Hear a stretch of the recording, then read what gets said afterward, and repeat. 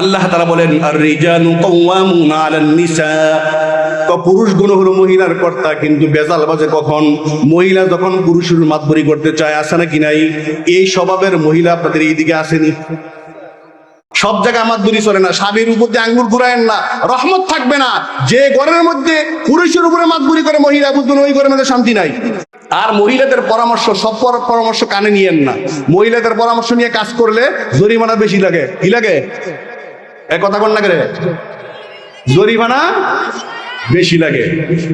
এক জেলে বড় এক মাছ ধরছে নদী থেকে, চিন্তা করতেছে এই মাছ লয়ে যদি আমি বাজারে যাই তাহলে এটার মূল্য বেশি পাইতাম না, রাজার বাদ জায়গা। এরকম সালাক কিছু আছে না? হলো চিন্তা করতেছে আমার এই মাছের দাম ঠিক মতো আমি পাইতাম না, রাজার বাদ লই জায়গা। মাছটা নিয়ে রাজার সামনে গিয়ে হাজির হয়ে গেছে গা। রাজা রানীর সঙ্গে বসা। এবার এই জেলে বড় মাছ, সুন্দর নদীর মাছ নিয়ে রাজার সামনে কয়, রাজা মশাই আমি আপনার জন্য বড় মাছটা ধরছি, এটা আমি আপনার জন্য নিয়ে আসছি। রাজা মাছ দেখে এত সন্তুষ্ট হয়েছে, খুশি হইয়া কয়, 50 দিরহাম দি। কয় দিরহাম? 50 দিরহাম। কিন্তু মনে করেন যে 50,000 তো বেশি। এই সময়ের 50 দিরহাম 50,000 কি এখনকার সময় বেশি। 50 দিরহাম দে। মাছ দিকে পছন্দ হয়ে গেছে রাজা মানুষ। 50 দিরহাম স্বর্ণের পয়সা তখনকার সময়ে। এই 50 দিরহাম গুলো, 50 দিরহাম পয়সা এই পোটলা লইয়া যাইতেছে। রানী কানে কানে কয়, এটা করলেন কি আপনি?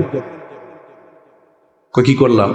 এই মাছটা এটা তো 2 দিরহাম দিলেই যথেষ্ট হইতো, বা সর্বোচ্চ 5 দিরহাম দিলে খুশি হইতো। আপনি 50 দিরহাম দিলেন কে লিগে? এই কাজটা তো আপনি ভাড়া করেন না। কত কি করতাম? ডাক দেখুন, ডাক দেয়া ফেরত লোন কারে আমি দিয়ে রেছি, কেমন আবার ফেরত দিতাম? কারে বুদ্ধি আছে? মহিলা আবার কিছু সিউন বুদ্ধি আছে। কি আছে? কি আছে? সিউন বুদ্ধি আছে নাকি নাই? ডাক দিয়ে কত আমি কেমনে টেয়ার ফেরত লই? আপনি ডাক দিয়ে জিগাইবেন এই মাছটা কি বেড়া নাকি বেড়ি? যদি কই বেড়া, কোন বেড়া মাছ খাই না, তুমি ফেরত দাও গা। আর যদি বেড়ি, কোন বেড়ি মাছ খাই না, তুমি টিয়া ফেরত মাছ ফেরত নেও গা, টিয়া দিয়ে দাও। রানীর পরামর্শ নিয়ে ডাক দিবে, জেলে দিকে আসো। জেলে আসছে। আসার জেলে তো সারাক মানুষ, যেভাবে ডাক মারছে অবস্থা ভালো দেখা যায় না। জেলে কয়, তুমি মাছ আমার জন্য নিয়ে আসছো, এটা কি মাছ? এটা কি বেড়া নাকি বেড়ি? জেলেও সালাক মনে হয় না জানে কোন কাম করে বয়। হ্যাঁ কয়, দেখেন আমাদের বেড়াও না বেড়িও না, হিজলা। কিও হ্যাঁ কথা বুঝ না। রাজা আরো খুশি হয়ে গেছে, ভালো সালাক মানুষ। হ্যাঁ আরো 50 দিরহাম দে। কয় দিরহাম? আরো 50 দিরহাম দে। 50 দিরহাম নিছে। আগে 50, এখন কত হয়েছে? 100 দিরহাম। 100 এই কয়েন লইয়া পয়সা নিয়ে যাইতেছে। গেটের সামনে যাওয়ার পরে একটা পয়েন্ট পড়ে গেছে। হ্যাঁ এবারে উড়াইতেছে। উড়ে গেছে। রানী কয়, দেখছেন নি কাণ্ড কত বড় খাটাসের কাটাস, একটুগুলি পয়সা দিচ্ছেন আমগো এই রাস্তা দিয়ে গেটের সামনে কত ফকির মিসকিন যায়, একটা উড়াইতো। হ্যাঁ দিছেন? হ্যাঁ বাড়ি গিয়ে কইবো যে আমি রাজারে ঠকাইয়া আমি 100 দিরহাম লই বসছি, আপনি ফেরত লোক। বাসায় ঘরে সর্বনাশ। ডাক দিছে, জেলে দিকে। জেলে সর্বনাশ না জানি এবার না সুতারি ডাকের লক্ষণ বেশি ভালো দেখা যায় না। এবার রাজার সামনে আসছে। আসার পরে এবার বলতেছে, রাজা মশাই কেন ডাকছেন আপনি বলেন?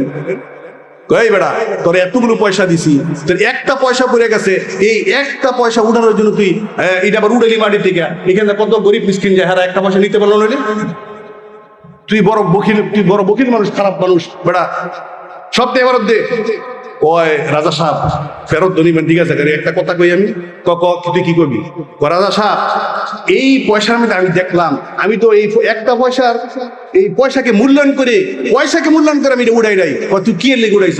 আমি উড়াইছি, আমি দেখি এটার মধ্যে খোদাই করে আপনার ছবি আছে, আপনার নাম আছে, তাই আমি এটা উড়াইয়া সম্মানার্থে মানুষের ফায়ার তোরে বললে আপনার ছবিটা ফায়ার তোরে যাইব, আমি সম্মান করে উড়াইয়া বুঝছি আমার পকেটে রয়েছি। রাজা কয় ঠিক উঠির কথা রে, হ্যাঁ আরো 50 দিরহাম দে। কি দে? মাছের দাম কত আছিল? এমন দিছে কত?